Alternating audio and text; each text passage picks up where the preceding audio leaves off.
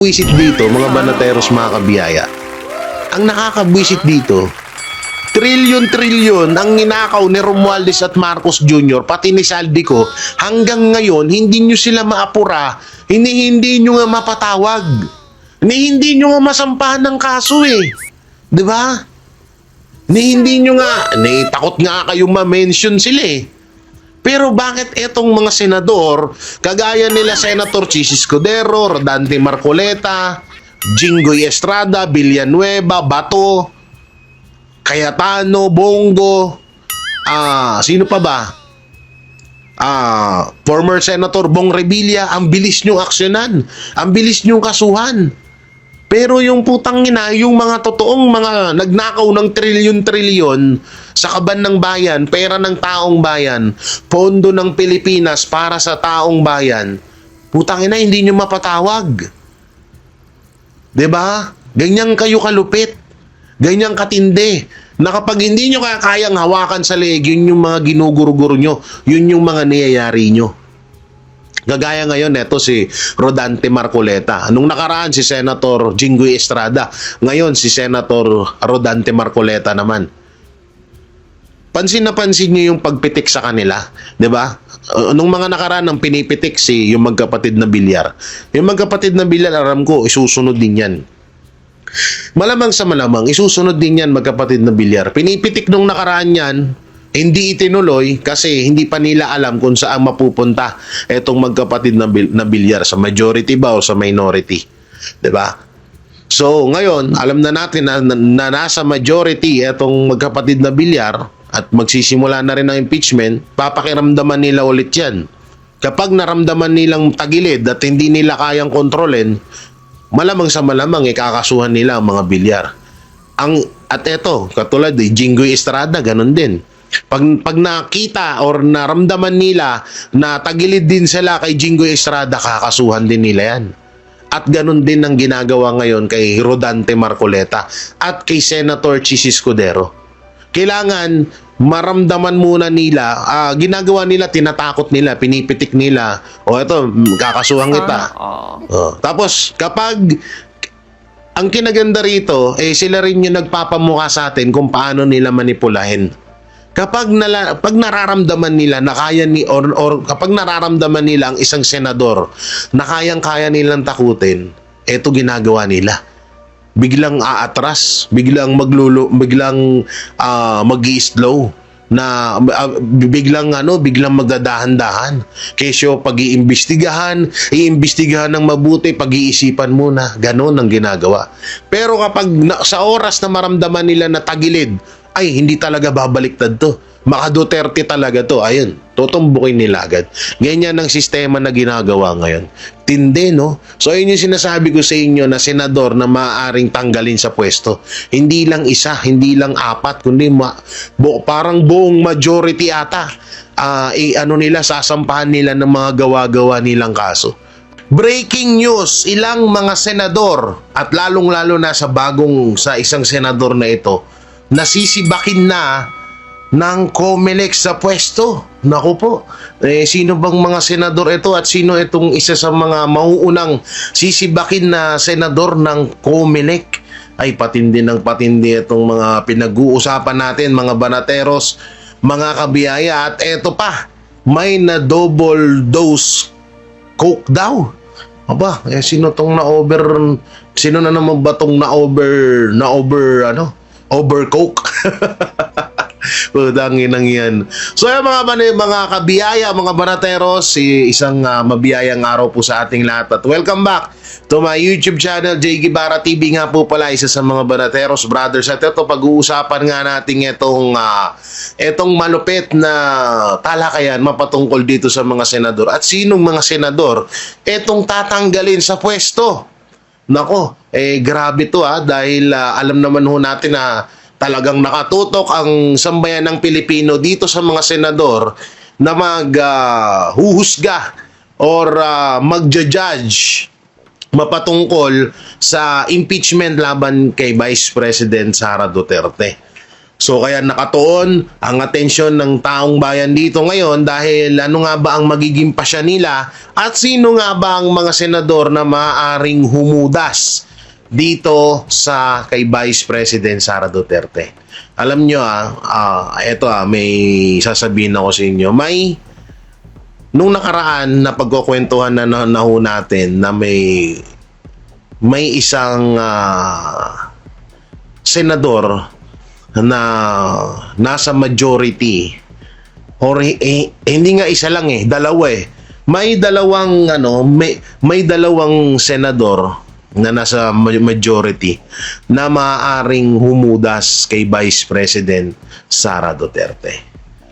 At sa totoosin, yung isa ay napagkwentuhan na ho natin mga banateros, 'di ba? Naikwento ko na ho sa inyo at nasabi ko na kung sino nga ba itong hudas na ito. Sino nga ba itong hudas na ito at bakit niya uhudasin itong si Vice President Sara Duterte? So naikwento ko naman sa inyo, ito kasing senador na to ay natatakot. Natatakot siyang matulad kila former Senator Revilla. Natatakot siyang matulad kay Senator Chis Escudero at kay Senator Bato de la Rosa. So sa sobrang takot niya, nakakapag-isip siya ng hindi maganda at napag-iisip-isip niya na etong baka siya ay lumipat na sa kabila, no, or bigla siyang bigla siyang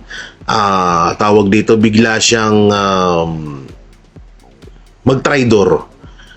Sa madaling salita susuwagin niya na etong parang ipapakita niya na sa tao na hindi siya susuporta or sa madaling salita mangtatraidor siya or magiging hudas siya laban dito kay Vice President Sara Duterte. Matagal na rin natin na ikwento yan. Alam nyo, may isa sa mga malapit sa Duterte na nakapagkwento sa amin yan na itong tao na to ay maaari din talagang bumaliktad bandang huli dahil natatakot siyang gipitin, natatakot siyang walang yain, natatakot siyang igaya kala Senator Bato, Senator Chis Escudero at former Senator Revilla. So, ang nangyayari ho ngayon, ayun nga, ang masakit, kilala natin siya bilang tahimik na sumusuporta sa mga Duterte.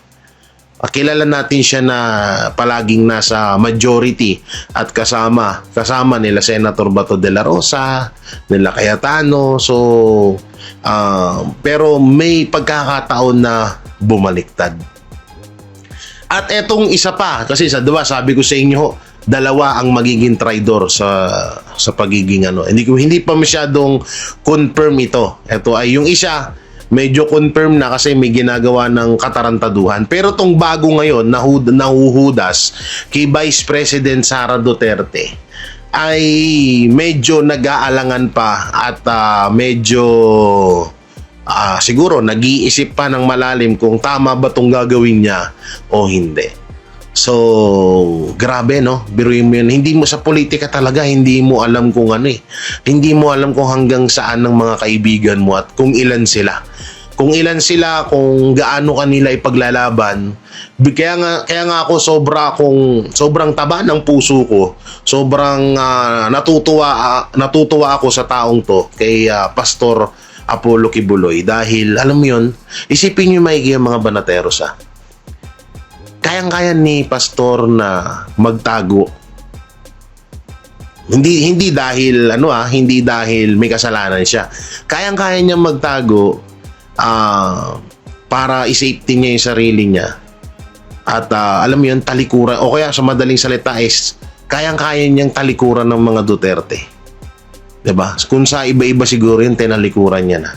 Pero bilib ako dito kay Pastor Apollo Kibuloy na alam mo yun, na kahit na ginipit sila, winalang niya yung relihiyon nila, nananatili pa rin siyang nasa likod at nananatili pa rin siyang tunay na kaibigan, tapat na kaibigan sa mga Duterte. Kaya nga, nung nalaman ko to, na itong isang taong to na maghuhudas sa mga Duterte, medyo nalintikan din, lintik din yung gigil ko na hindi rin ako makapaniwala na, kakayanin niya kaya yan? Or, kaya niya palang gawin yan. So ngayon kasi ang bali-balita dito sa hudas na to ay ginagawa niya na nga at medyo tumutulay-tulay na siya. Tumutulay na ho siya doon sa kabilang panig na para, alam mo yun, na para pagbuksan na siya agad ng pinto kung sakaling magkagipitan. At ayun nga yung pinakadahilan dito. Ang pinakadahilan dito ay dalawa. Unang-una, baka gipitin siya dahil baka matulad siya kay Senator Bong Revilla, kay Senator Chis Escudero at kay Senator Bato de la Rosa. Na ngayon ay may ilang pang senador na kagaya nitong ibabalita ko sa inyo na tatanggalin or yayariin ng COMELEC. No? So, yun yung isang dahilan bakit maghuhuda siya. At pangalawang dahilan yung mataas na ambisyon sa posisyon sa gobyerno. Ayan pa yung isa na ayan pa po yung isa na dahilan ng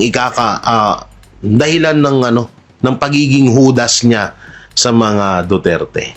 Hindi ko siya pwedeng banggitin yung pangalan niya bukod sa may mga alam ko may mga hindi maniniwala, pero siguro darating ang panahon na mabubunyag kung sinong hudas na ito.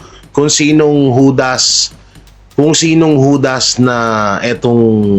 senador na hudas na humuhudas sa mga Duterte.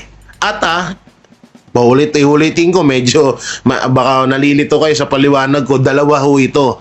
Yung una, ikinuwento na natin sa kamakailan lang. 'Di ba? Ikinuwento na natin kamakailan lang, pero may bago. May bago dahil mukhang babaliktad din etong isang senador. Hindi pa, eto 50-50. Hindi pa sure. Hindi pa sure na babaliktad ito dahil ngayon na yung ginagawa sa kanya ay dinidikdik siya. Dinidikdik siya kung ano-ano yung pinaggagawa sa kanya para lang para lang hindi niya yariin ang administrasyon. So dinidikdik siya at may mga parating na mga ikakawindang niya. May mga parating na plano ng mga yung mga galit sa majority. May mga planong ikakabiglaan niya rin talaga. So medyo magdadalawang isip na siya na kung tatayuan niya pa rin ba yung prinsipyo niya. Pero ang nakakalungkot dito sana magbago, wag matuloy. At sana magbago ang isip nila at wag nila ituloy yung yung panghuhudas na yan. No. So ganyan naman na talaga Naikwento na nga sa atin ni Pangulong Duterte yan dati, 'di ba? Na bukas, ngayon kaibigan mo, bukas kaaway mo na. Ganyan karumi ang mundo ng politics world.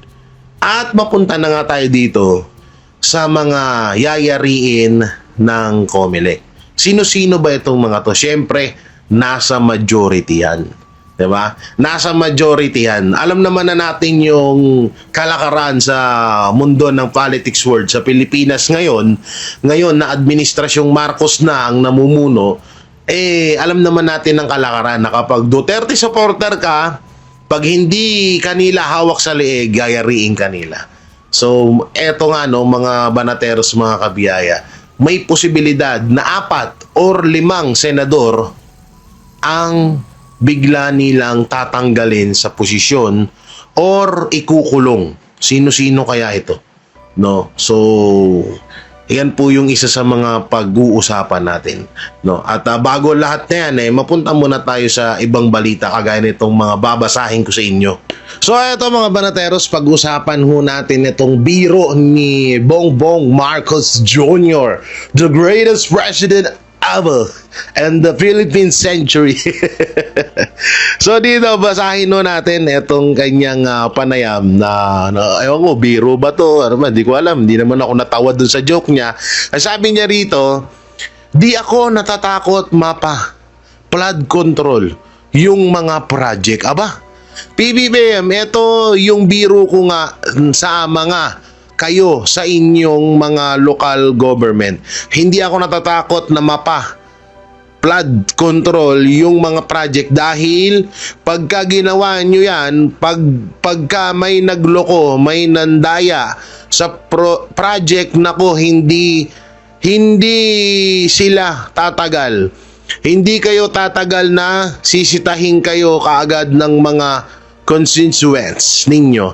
Mahigpit naman ang paalala ni PBBM sa local official na tiyaking maayos at wasto ang paggamit ng pondo para sa iba't ibang programa ng gobyerno. Oh, akala mo naman talaga BBM, kamusta naman yung Kamusta naman yung mga kongresistang nakatanggap ng mali-maletang pera? Kamusta naman sila? Mukhang wala ng balita doon Mukhang walang balita kasi kung ganyan ang sinasabi mo na kapag napatunayang may nandaya, may nagnakaw, matagal na. Ano ka ba? Gumising ka nga. Tulog ka pa rin ba? Tulog ka pa rin ba? Ilang taong ka nang nakaupo.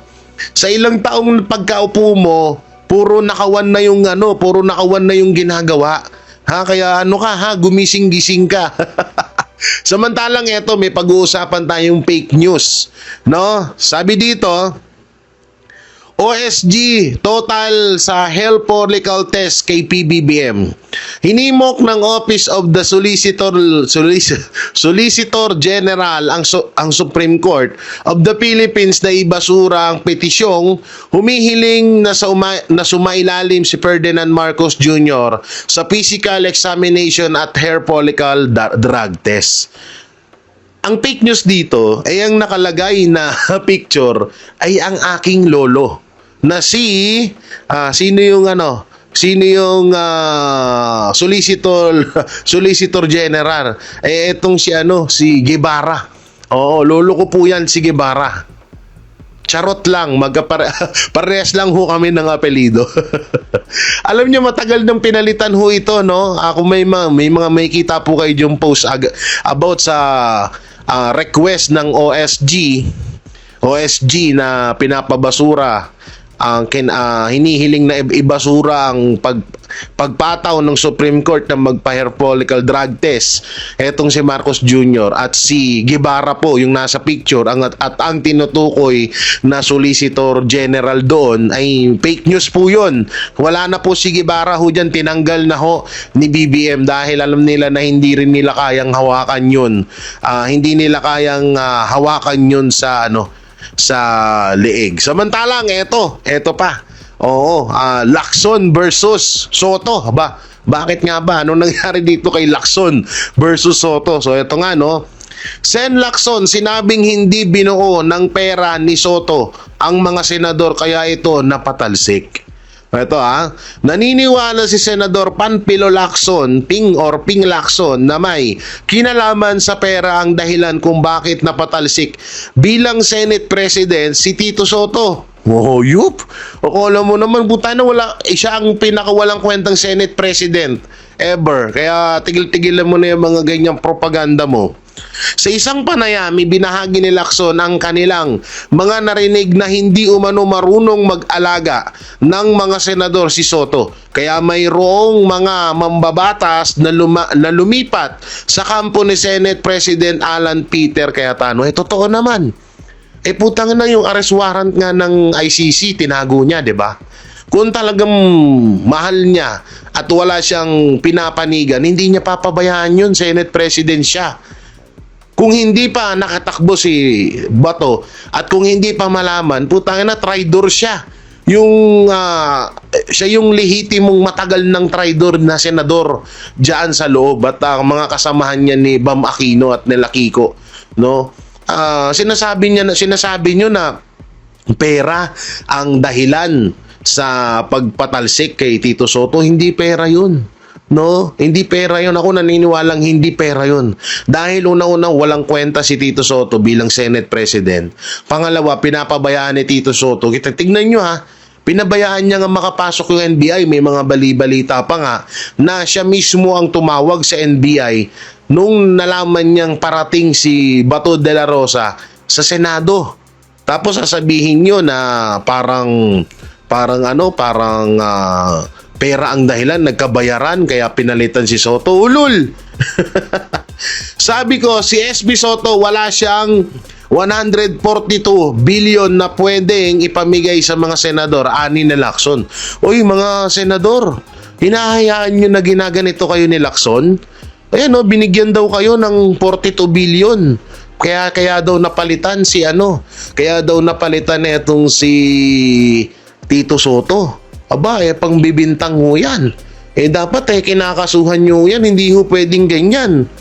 'Di ba? Sana dapat kinakasuhan nyo to si Lacson. Pinagbibintangan kayo. Oo, grabe no. Lapit nito ni Lacson ha. Kasama rin umano sa mga dahilan ay ang naging ulat ng Senate Blue Ribbon Committee na dating hawak ni Lacson, kung saan ay inirekomenda na kasuhan ng ilang senador. Kung isasama ng loob ng aking mga kasama yung pagganap ko ng tungkulin bilang chairperson, hindi ako para magtakip sa mga kasamahan aniya. Wow! Wow! Ang kapal ng mukha mo. Ang kapal naman ng mukha nito ni Lacson. Talaga ba? Putang ina. Sige, sabihin na natin na may kasalanan yung mga kapwa mo senador. Hindi naman natin sinasabing wag mo silang wag mo silang wag mo silang panagutin sa batas. Ang punto rito, kung yung mga senador na kasamahan mo hindi mo sila kinakampihan or wala kang sinisino, bakit si Martin Romualdez at Marcos Jr. hindi mo nga magawang i-mention, hindi mo nga magawang ipatawag sa Senado? Okay, si Marcos Jr. presidente yun, aminado tayo na hindi mo talaga mapapatawag sa Senado yun. Pero si Romualdez, kayang-kaya mong ipatawag yun. Bakit nung sa tinagal-tagal mong Chairman Blue Ribbon Committee, hindi mo nagawa yun? Tapos ngayon magdadahilan ka na kesyo pinag-initan ka ng mga kapwa mo senador dahil may mga kaso sila at niyayari mo sila. Si Romualdez niya, di mo mayari. Ulul! Grabe to, no? Grabe magpanggap to. Etong dalawang malupit na magjowa, etong si Soto tsaka si Lacson, no? Kakaiba, no? Iba yung dating nila sa pagpapanggap, no? Sanay na sanay. Samantalang ito, pinagtatawanan ho ng mga netizen, ito pong ginawa ni Marcos Jr. sa isang eskwelahan. So ano nga ba ang ginawa ni Marcos Jr. sa isang eskwelahan? Nagpulburon ba siya sa harap ng ng mga kabataan? Hindi naman ho ganun. Hindi naman. So ito, basahin natin. Pangulong Marcos ibinahagi ang turo niya sa mga estudyante na mag-aral mabuti. Wow!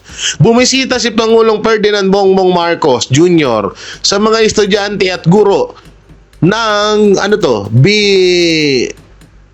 Binuangan Elementary School sa Obando, Bulacan nitong Mayo 21, 2026 bilang parte ng pakikilahok niya sa Brigada Eskwela. Kasama ni Marcos sa pagbisita niya si Department of Education DepEd Secretary Sani Angara upang tignan ng sitwasyon ng mga kabataan na mag-aaral sa nasabing eskwelahan na kinakailangan pang sumakay ng bangka ng 30 minuto para marating ang eskwelahan. Ang tanong, ano kaya, naglakad ba si Marcos o nag-helicopter? Eh dapat pinaglakad nyo yan. Oo, para ramdam niya yung hirap ng kabataan, no? Tsaka dito, Marcos Jr., bago ka sana magpayo sa kabataan na mag-aral na mabuti. So maganda naman yung payo mo na yon. Kaso, dapat pag nagpapayo ka, dapat ay nakikita rin yun sa'yo. Kung sa kalagayan at ginagawa mo ngayon sa bansa natin, parang wala naman atang sa bagay, may kasabihan tayo na yung mga kadalasan mga magagaling magpayo sa mga kapwa nila, sila minsan sila pa yung kulang talaga sa payo. Kagaya ni Marcos Jr. At pinagtatawanan nga to na sinulat pa ni Marcos Jr. sa nako, ano ba pinagagawa nitong presidente na to? Ama, Lord, ang sabi namin, maayos na presidente, kagaya ni Pangulong Duterte. Bakit binigyan mo kami ng ambot? Bakit binigyan tayo ng ganito? Pwede mo naman sabihin sa mga bata na, mga bata, mag-aral kayo ng maayos. Butay la, sinulat pa doon, nagpakahirap-hirap pa. Tapos yung sulat niya, hindi naman pang elementary. ano sulat niya, pang-adik? Hindi, wala akong sinasabing gano'n, ha? Wala akong sinasabing gano'n. Pero nakakatawa dito, alam mo yun, tangina ba? Ewan ko na lang ba talaga? Alam mo, paring bongbong, nai-stress na ako sa'yo. Nai-stress na ako sa'yo, parang bongbong. kung ano lang pinaggagawa mo. Para lang magustuhan ka ng taong bayan, putang ina ka. Ganito yung mga pinaggagawa mo. Nagsulat pa siya, labasahin natin. Mga mahal kong estudyante, mag-aral kayong mabuti. Utang ina, at sakit mo sa dyan. Isinulat pa doon. Di ba, kitang-kita nyo yung sa screen, di ba? Isinulat niya pa talaga. Ay, naku, bongbong. Ano nangyari sa'yo? Ano nangyari sa'yo? Ay, sakit mo sa panga. Ba't kaya binigyan tayo ng ganitong sinto-sintong presidente, no? Nakakaya tuloy yung Pilipinas na yun, no? Oo, binigyan tayo sinto-sinto ng presidente. Visit. Samantalang, Peng Lacson ulit. Eto, matatawa din kayo dito. Sen Lacson, inamin na naisipan niyang mag-resign sa Senado pero pinipigilan siya. Wow! Oy! Isa pang nakakatawa to, putang ina. Oy, sino po ipigil sa'yo na mag-resign? Gago, gustong-gusto ng taong bayan na mag-resign ka na. Kahit yung mga bumoto sa'yo nung eleksyon, kahit yung mga ilang bumoto sa'yo ng eleksyon, gustong-gusto na nilang umalis. Dahil akala nila, kayo ni Soto, magiging maayos pa rin. Nagulat sila na magiging tuta lang pala kayo ni Martin Romualdez at Bongbong Marcos. Pinipigilan. Sino mo ipigil sa'yo? Inamin ni Senador Panfilo Ping Lacson na iniisip niya na magbitaw sa Senado dahil sa mga nangyayari sa Kongreso. Sa isang panayam ng One News, sinabi ni Lacson na nasabihan niya na noon si Senador Tito Soto sa kanyang plano na mag-resign. Ngunit pinipigilan siya nito. Uy, pinipigilan ka ng jowa mo. Utangin na naman talaga. Ay, nako. Ewan ko na lang talaga, ha. At ito pa yung etong si Lacson pala ay nag-live sa chat nila sa kanilang GC. May pag-live pa no? Utangin na talaga. Ewan ko sa'yo. Ewan ko dito ay Ping Lacson, no? Ewan dito, kung patawa na yung presidente, patawa pa to si Lacson. Matagal niya na daw naiisipan na umalis. Matagal niya na daw na naiisipan na umalis. Matagal na daw siyang gustong mag-resign. Mo tayo na. Kung mag-resign ka na. At yun ang gusto ng tao. Oo, walang pumipigil sa'yo. Samantalang ito nga, yung may papanood ko sa inyong video na talagang nagiging malabo na ang impeachment ni Vice President Sara Duterte. So bakit nga ba nagiging malabo na? So ito po yung video para lubusun nating maunawan. Ito po at panoorin natin. Gano, Hindi ba pag pinoprotektahan mo ang isang institusyon, gagawin mo ang lahat para pagtanggol mo yan? Lalo na ito mga senador, no? Ilang senador ang naandon, so kailangan silang pumilos. Nakita rin naman natin ang pagbugbog doon sa isang OSA member. Yun ba wala na ring halaga? Pinatawad na basta-basta yung mga NBI. Nakakatakot ito kasi kung nagagawa nila sa mga senador, kayang-kayang gawin sa mga ordinaryong citizen. Napaiyak sa plenaryo itong si Senador Pia kasi doon siya nasaktan na parang parang ginagaslight yung nangyari. Tapos sabi naman ng mga minority, hindi yan totoo. Humingi kami ng kumbaga, sending prayers, nag-message kami sa group chat natin. Pero di ko alam kung nakita mo na yung group chat. Kanina diniscuss ko nga, Prof, no, na nangyari yung putukan, 7:44, pasado 3:00 yung last message doon, si Jinggoy Estrada. Tapos ang next message, 9:55, which is, si pa ang nag-message? Yung nandun din sa Senado na parang, ang tingin ko nga, sarcasm kasi sabi niya, hi colleagues, okay lang kami dito. Na wala namang sinasagot si Senador Villar, Camille Villar, doon sa group chat. Kumbaga parang, okay kami dito. Wala siyang reply doon sa previous na mga message. So tingin mo may punto si Pia doon sa kanyang nasaktan siya dahil walang nangumusta sa kanila during the time 7:44 naganap yata yung putukan, Prof. Alam mo, Admar, nakakalungkot na umabot ang Senado sa ganito, no? Ang Senado dati, very collegial, nagtutulungan, pamilya yan eh. Nagsama kayo ng 6 na taon, yung iba 12 taon, para sa bansa, no? At maisabatas ang kung ano-anong issues. Yung emotional marahil si Senator Cayetano dahil ngayon lang nangyari. At ang nakakapagduda, bakit nawala yung minority? Halos lahat sila nawala, no? Parang sinasabi nga na, di kayong bahala. Yun ang nakakalungkot.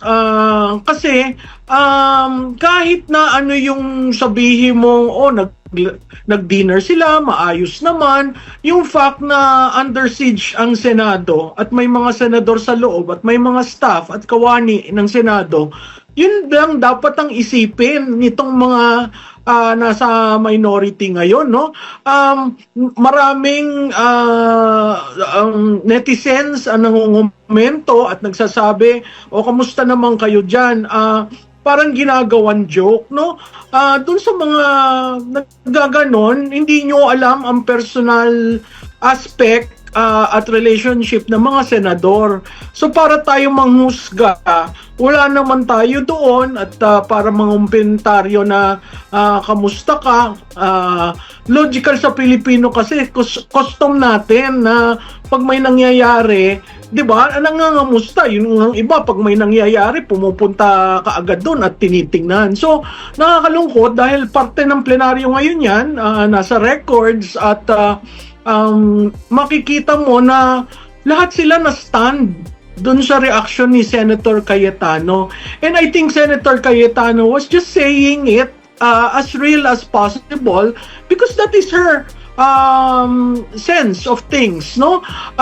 Para ilabas ang GC, para ipakita na nagtanong sila. Immaterial yon kasi pag may nangyari sa kulig mo, sa atin, normal yun. Kung may earthquake, may nangyari sa mga kasamahan mo, tinatanong mo, kung wala ka doon, kamusta kayo? Ano nangyari? Okay ba kayo? Diba? Sa tingin ko yung pagbanat ng iba na plastic daw at kunwari lang daw yung pagluha. Ako, ang nakikiusap ako, pabayaan natin sila kasi hindi naman natin alam kung ganong kalalim ang relasyon ng bawat senador sa isa't isa. At uulitin ko, ito ang unang panahon na nagkaroon ng ganyan sa Senado. Sa kasaysayan ng Senado, since na ibalik yan noong 1987, wala pong nangyaring ganyan. Opo, baka nga kung hindi nag-post din sa GC si Senador Camille Villar, baka wala talagang magme-message doon na Prof. Oo, 'di ba normal nga at saka normal yung alis na kami o ano ba meron ba kayong caucus o ano? 'Di ba normal 'yon? Kaya nung nakita ko yung GC na linabas at may pagitan na oras, mapapaisip ka talaga na bakit wala yung iba, no? At kung ikaw ay nasa room mo, siguro human reaction yung pupunta ka sa baba at hahanapin mo ano bang nangyayari, no? Nakakalungkot dahil pati yung aspetong yon pilit kunin sa mga senador. So uulitin ko, no? Ano ang proximate cause? Bakit nagkagulo sa Senado? Sino ba ang pumunta doon? Si Bato ba o yung gustong nag-a-arrest sa kanya na may dalang fake na warrant of arrest? Sa akin, malaking bagay yun na dapat na again tinatabi, pinipilit itago. Pwede ba ang isang pribadong citizen na dating Senador Trillanes, pwede ba siyang mag-lead ng arrest? Pwede ba siyang hawak-hawak ang supposedly warrant of arrest? Pwede na lang ba yung gawin ngayon? Yun ang hindi ko maintindihan kasi kung saan na napunta eh. Puntahan natin, bakit nagpaputok ang Sergeant at Arms ng warning? May interpretasyon rin doon sa warning. Hindi ba pag pinoprotektahan mo ang isang institusyon, gagawin mo ang lahat para pagtanggol mo yan? Lalo na ito mga senador, no? Ilang senador ang naandon, so kailangan silang kumilos. Nakita rin naman natin ang pagbugbog doon sa isang OSA member. Yun ba wala na ring halaga? Pinatawad na basta-basta yung mga NBI? Nakakatakot ito kasi kung nagagawa nila sa mga senador, kayang-kayang gawin sa mga ordinaryong citizen. Kaya daw po hinabol si Bato dahil tumakbo raw eh. Alam mo yung pagtakbong yan, sa kagustuhan siguro ni Senator Bato na umabot siya sa plenary at talagang maghayag ng boto niya, no? Hindi tatakbo yan kung walang reaksyon na sa paningin ni Senator Bato nalalagay ang kanyang seguridad sa kapahamakan. So logical lang yung reaction niya. At kung titingnan nyo yung mga nagpunta na sa Senado, yung stairwell talagang napakakitid niyan at ang baitang iba't iba. So talagang makikita mo may effort to really run after him. Kasi senador yan, di dapat pinagbigyan nyo, nag-present, di ba? Yun yung tamang paraan, hindi yung hahabulin mo ang isang senador. Alam nyo kahit na anong senaryo, mahirap makakuha ng 16. At tatandaan natin yan, ang saligang batas, ang sinabi of all senators. So 24 po yan, kahit alsin nyo yung mga ayaw nyong pabotohin yung mga kung sino-sinong gusto nyong kasuhan, lalabas at lalabas, kailangan may 16. At pag minenos mo ng minenos ang total na 24, ay talagang hindi ka makaka-16. Hindi ko alam kung ano yung mathematics na ginagamit nila, kung may 4 na aalsin dahil sa kaso, paano ko makaka-16 dyan? So talagang pipilitin ng lahat. At pag nakita yan ng taong bayan, alam mo, sa aking pananaw, magiging tipping point yan ginagawa nilang mga extension at kung ano-anong offer. Kasi galit na ang taong bayan. Mas lalo nyong ginagalit dahil isang tao lang talaga ang prino-project nyo sa nakaraan na 4 na taon. Konti lang yung pagitan sa majority at minority, no? At meron pa akong narinig na interview sa dating tagapagsalita ng Senate Impeachment Court na isa sa mga factor daw na nakita niya na dahilan kung bakit napalitan itong si Senate President Tito Soto ay kakulangan sa kakayanan nito. Hindi abogado si Tito Soto at mas akma sa kasalukuyang liderato. Ano po masasabi niyo po dito, Prof? Ako'y sumasang-ayon dyan. yan ang aking column nung Martes na nakaraan, na sinabi ko doon, oo, si Senate President Soto ay mahaba ang experience, malawak ang experience, pero ibang klase ang impeachment court. Sa impeachment court, ang presiding officer kailangan mag-decide, no? Napakahalaga diyan yung jurisprudence. Ano ba yung jurisprudence? Ito yung mga kaso na pwede mong kunan ng yaman sa pag-rule, no? Na basihan para sabihin, that is out of order, that is a wrong interpretation, we should probably consider it this way. Malaki ang nakita natin sa kasaysayan ng impeachment sa ating bansa.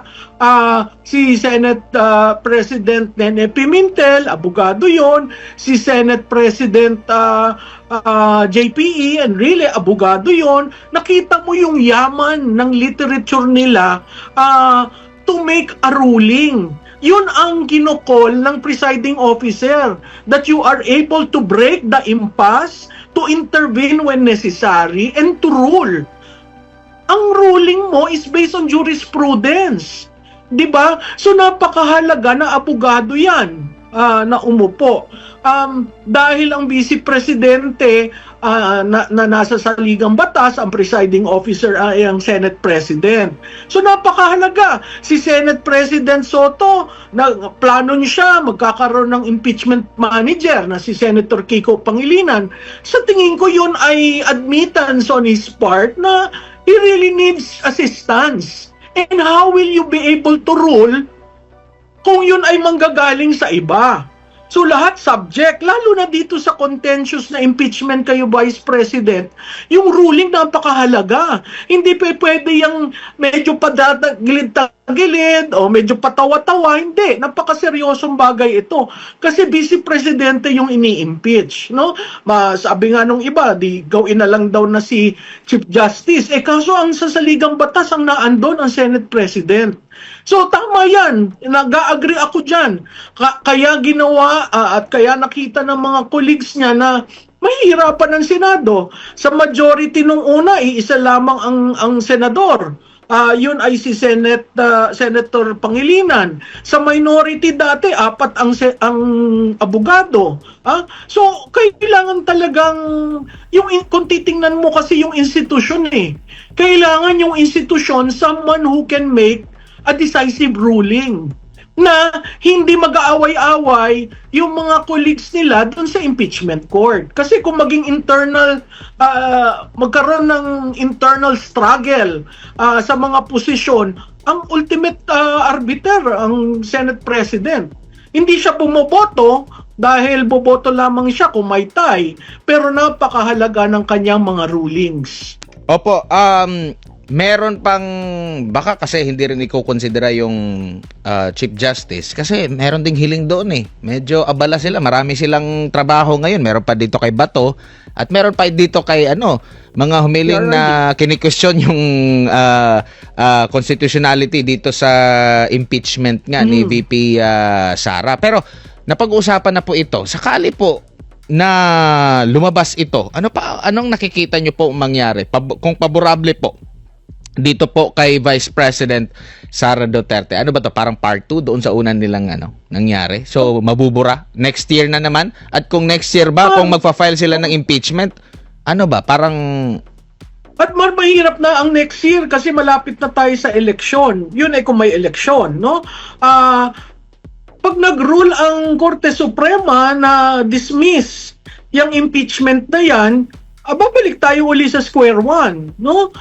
At legitimate ang mga issues na dinala sa Korte Suprema, yung acceptance kay Madriaga, yung COA ruling being final, yung AMLA report, di ba? At saka yung conditional threat. So napaka-importante na hintayin natin ang Korte Suprema na mag-appreciate kasi nagbigay na sila ng unang ruling dun sa unang impeachment, and apparently hindi pa rin sinunod ng House of Representatives yon.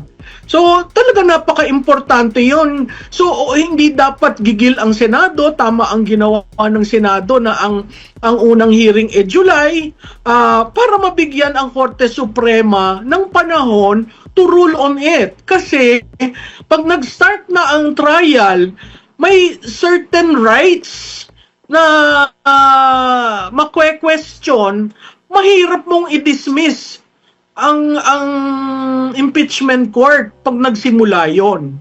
Lalong magkakagulo tayo. So, mas siguro dahan-dahan at maging kalmado at hintayin natin ang ruling ng Korte Suprema. Opo. Meron pong panayam kay Senadora Amy Marcos. Meron siyang inilahad po, Prof, no? Maliban doon sa mga cash consideration, sa pangako na budget para doon sa mga pumirma, meron pa siyang nabanggit na yung papahabain daw yung termino, magkakaroon daw ng pagpapalit ng konstitusyon. Tinanong nga siya, sino bang source mo? Sabi niya, yung kabilang sa mga meeting, marami daw mga secret meeting na naganap at seryoso yung kanyang aligasyon dito. Prof, tingin nyo, ano pang basa nyo po rito? Alam mo, para mo makuha ang desisyon ng mga politiko, lalo na itong 19th at 20th Congress, nakikita naman natin talagang may carrot and stick, no? Carrot, incentivize, no? Nakita natin yon, iba-iba yung sinabi ni Senator Marcos. Stick, kaso, no? So makikita mo dito yung pag-extension. Nakakalungkot yun kasi extension ng term at pagtaas ng edad ng pwedeng tumakbo sa presidente. Kitang-kita mo naman na sa parehong panukala ay ayaw talagang hadlang kay Vice Presidente Duterte. Talagang takot na takot sila, no?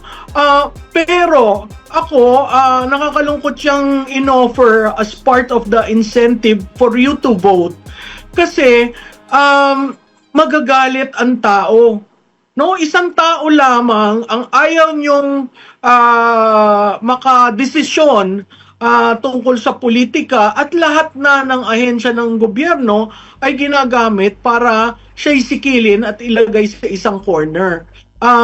Maling-mali yun, pero kung yan ang rason kung bakit pumirma ang karamihan, sa tingin ko, nanghina rin sila nung nakita nila ang pagpapalit sa Senado. Kasi ang ino-offer nila, mahirap yan matuloy kung walang 16 votes.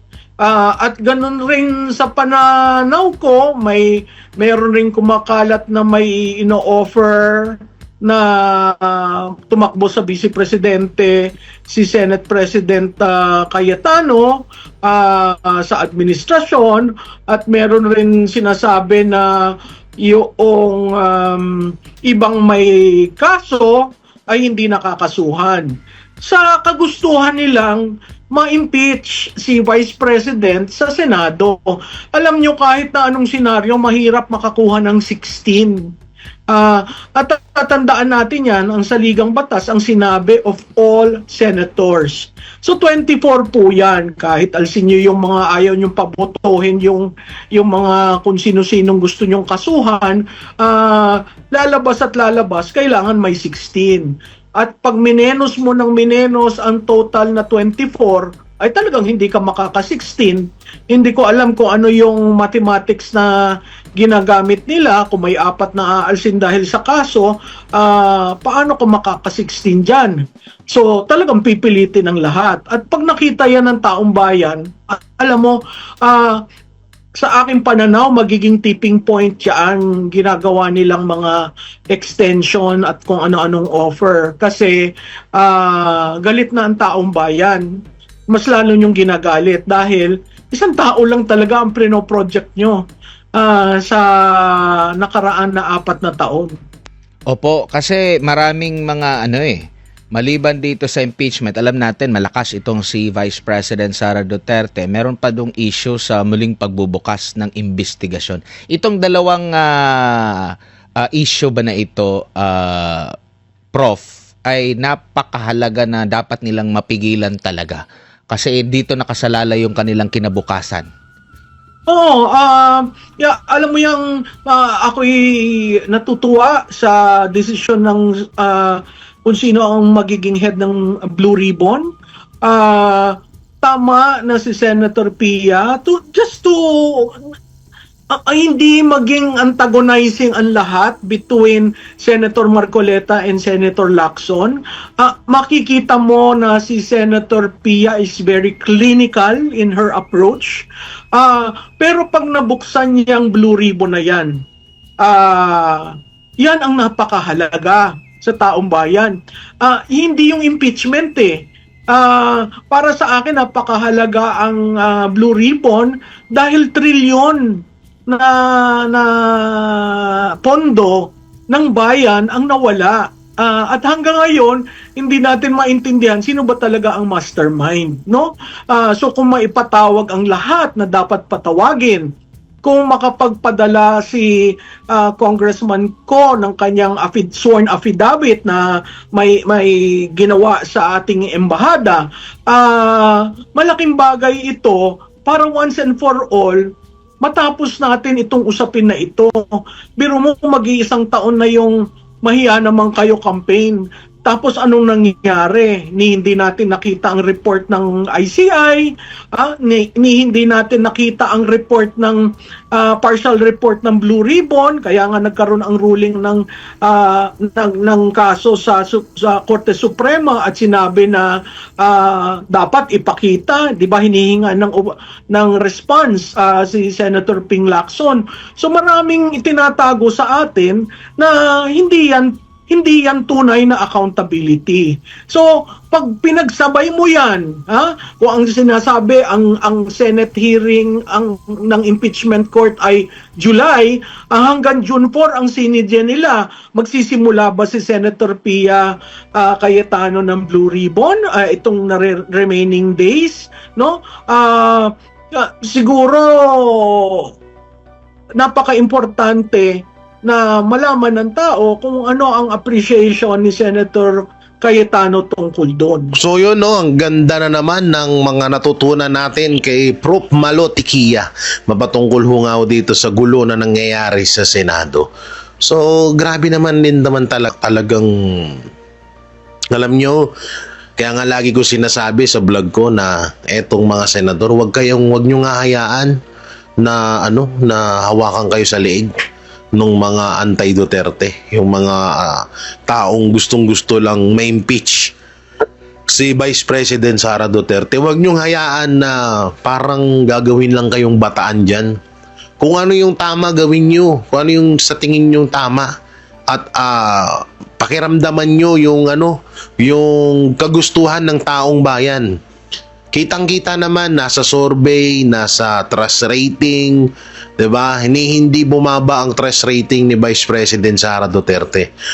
At siya ang pinakamataas sa trust rating sa nakukuha sa lahat. Mapa-presidente, mapa-senador, siya ang nakakuha ng mataas sa trust rating. So ibig sabihin ay dahil dyan, talagang ayaw talaga siya ng taong bayan na ma-impeach or ayaw ng taong bayan na gawin sa kanya itong mga pinagagawa ng gobyerno. At di hamak na mas mataas pa yung ratings niya kaysa kay Pangulong Marcos Jr., di ba?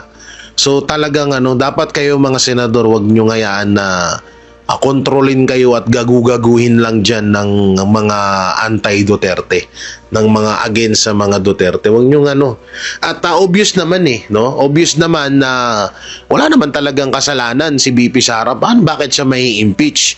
Kung impeach lang naman ang pag-uusapan, pabalik-balik na lang tayo sa kwentong ganyan, sa confidential fund, at dihamak na mas mataas pa nga yung confidential funds ni Marcos Jr., nagkakahalaga ng 4.5 billion pesos.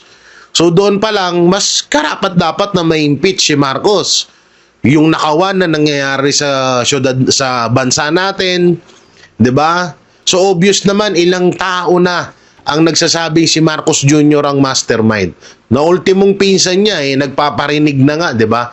Ultimong si Saldico na dating kasamahan nila ng pinsan niya, tinuturong si Marcos Jr. ang mastermind. So, talagang kahit din naman ako doon sa senador, hindi ko talaga i-impeach si Sara.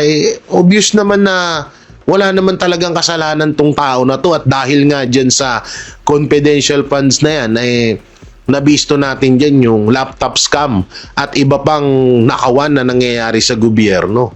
'Di ba? So kung about naman doon sa ipapapatay si Marcos Jr., ni BP Sara, si Lisa, si Romualdez, liwanag naman doon sa kahit elementary, kahit bata, maiintindihan na ang linaw nung sinabi ni BP Sara na kapag may nangyari sa akin, may papatay sa inyo. So magtapos ang usapan. Huwag niyong galawin si BP Sara, safe ang buhay niyo.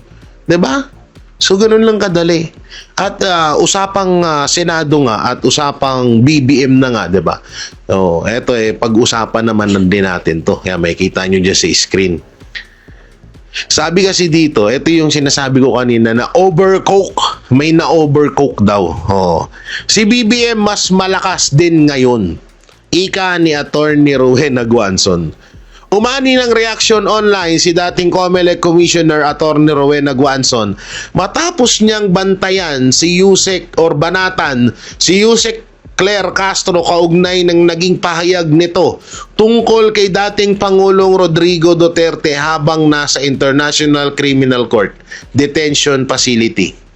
Sa isang Facebook post, ibinahagi ni Guanzon ng video ni Castro at sinabing si BBM mas malakas din ngayon, di ba, Auntie Claire? Baka double dose of cocaine. Ay, grabe.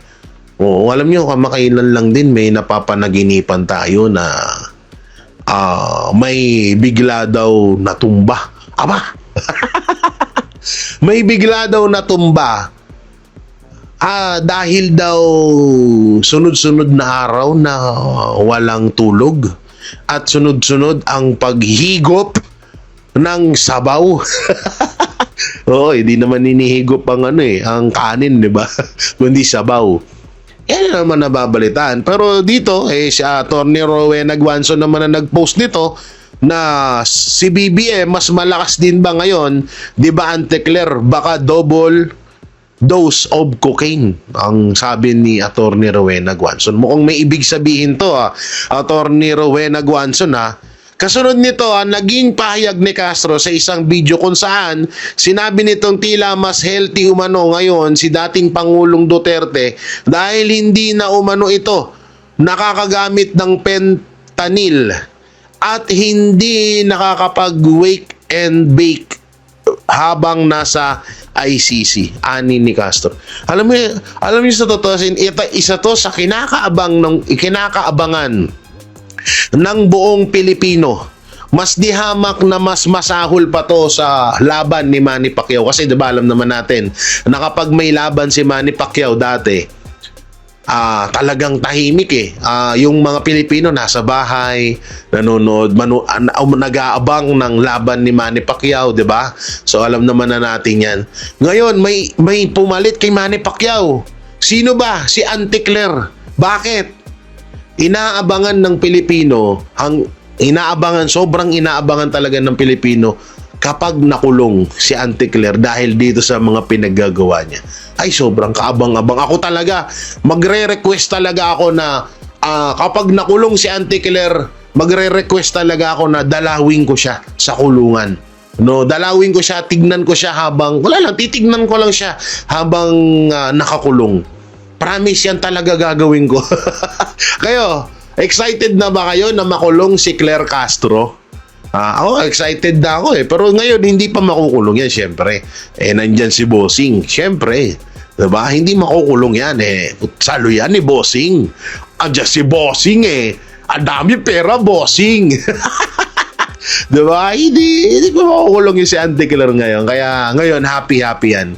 At siguro, pagtapos ng termino, tapos malakas ang loob ni Auntie Claire kasi akala niya talagang magtatagumpay ang another 3 years extension na plano ni Marcos Jr. na ma-extend pa ng 3 years ang kanyang termino bilang presidente. Akala nila siguro magtatagumpay yan.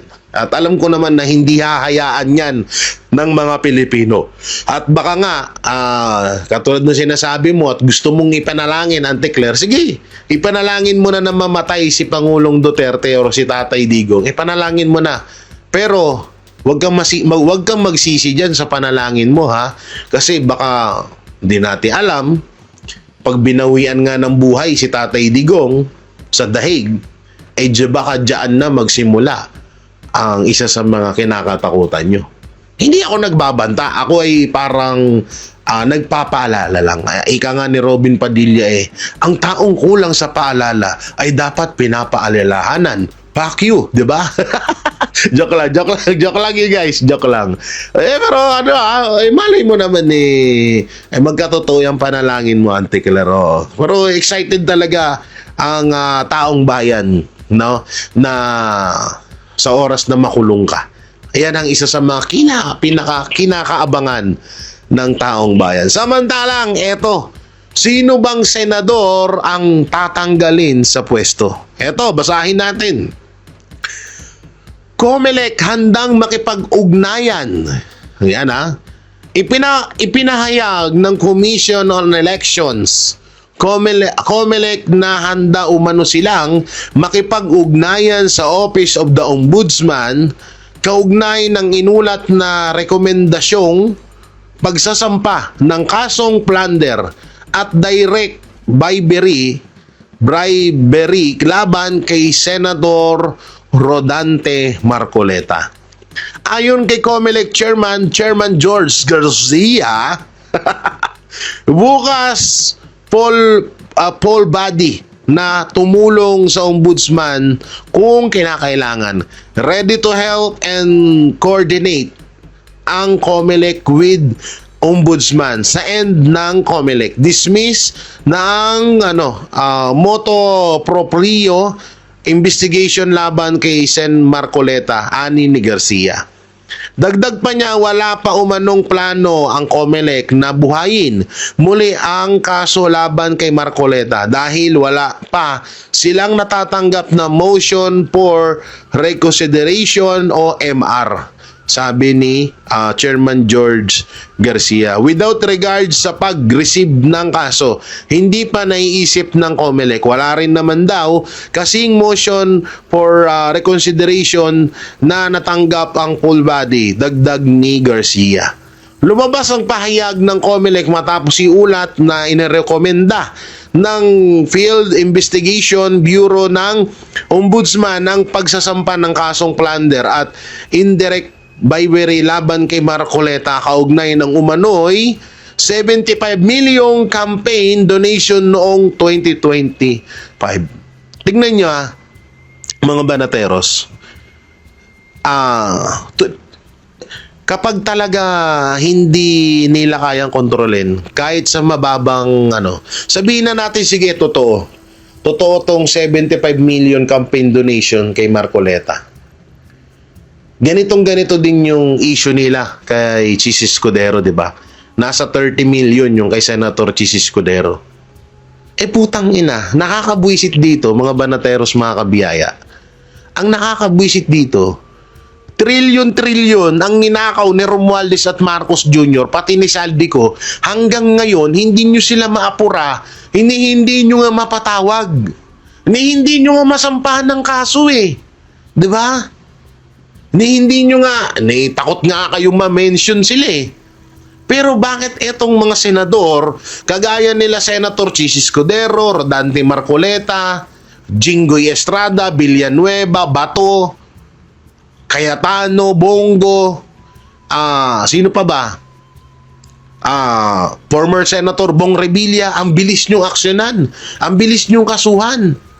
Pero yung putang ina, yung mga totoong mga nagnakaw ng trilyon-trilyon sa kaban ng bayan, pera ng taong bayan, pondo ng Pilipinas para sa taong bayan, putang ina, hindi nyo mapatawag.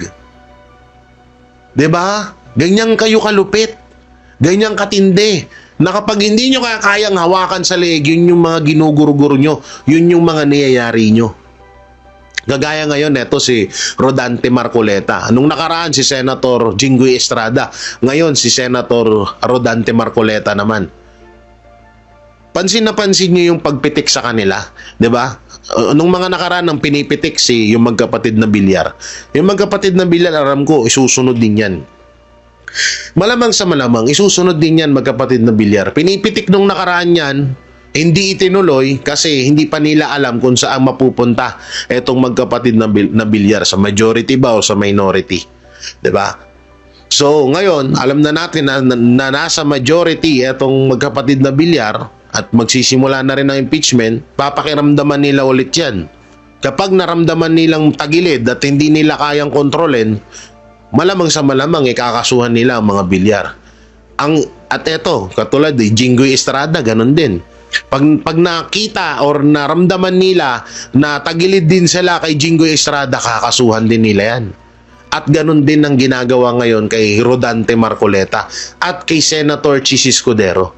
Kailangan maramdaman muna nila, ginagawa nila, tinatakot nila, pinipitik nila, eto, kakasuhan kita. Tapos kapag ang kinaganda rito, sila rin yung nagpapamukha sa atin kung paano nila manipulahin. Kapag nararamdaman nila na kaya or kapag nararamdaman nila ang isang senador na kayang-kaya nilang takutin, eto ginagawa nila. Biglang aatras, biglang mag-i-slow, na biglang magdadahan-dahan. Kesyo iimbestigahan ng mabuti, pag-iisipan muna. Ganon ang ginagawa. Pero kapag sa oras na maramdaman nila na tagilid, ay hindi talaga babaliktad to. Maka Duterte talaga to. Ayun, tutumbukin nila agad. Ganyan ang sistema na ginagawa ngayon. Tindi, no? So, yun yung sinasabi ko sa inyo na senador na maaaring tanggalin sa pwesto.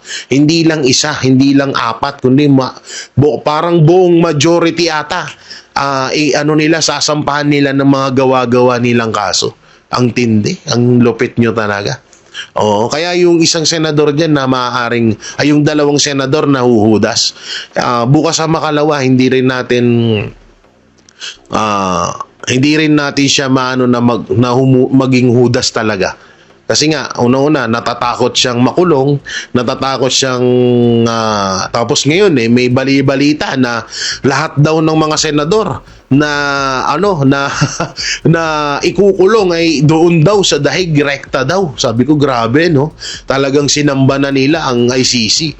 So yun, mga barateros, mga kabiyaya, ano pong may kukomento nyo rito sa dalawang hudas na senador at sa isang senador na aalisin or maaaring alisin itong si Senator Marcoleta bilang senador, aalisin sa pwesto ng COMELEC. So ano pong may kukomento nyo dyan, i-comment nyo lang po dyan sa baba. At syempre, don't forget to like, share, comment, and subscribe sa ating YouTube channel. Pipindot na lang niyo po yung bell button para lagi kayong updated sa ating mga video araw-araw. So maraming salamat. Ingat po kayo palagi. God bless and peace. And bye-bye.